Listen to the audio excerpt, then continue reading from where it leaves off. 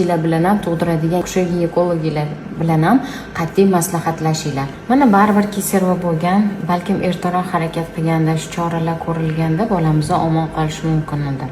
Endi oyisi aytibdilar, Zulayho opa deydi, mana menstruatsiyam tiklandi, lekin mana shu menstruatsiya kelish oldi deyapsiz-da. Kelish oldidan jigaring vyutileniyalar ko'p kelyapti. Nima bunaqa bo'lyapti deb so'rayaptilar. Endi tekshiruvimizda matkani ichida birozgina tekshiruvlar o'tkazish kerak. Vot mana qandaydir kichkina qoldiqlar qolib ketgan bo'lishi mumkin oyisi. Gisteroskopiya deyiladi. Bitta gisteroskopiya qildirsangiz yaxshiroq bo'lar edi, chunki shunga ozgina podozreniya bo'lyapti. Ozgina yo'ldoshini juda ham kichkina bo'lgan qoldiqlari qolib ketgan mana. Imенно sosudlar shu tomonga kelyapti. O'shani ta'sirida. Agar bu tasdiqlansa, oyisi biza homiladorlikka qarshi turadi bu. Buni tekshirish kerak.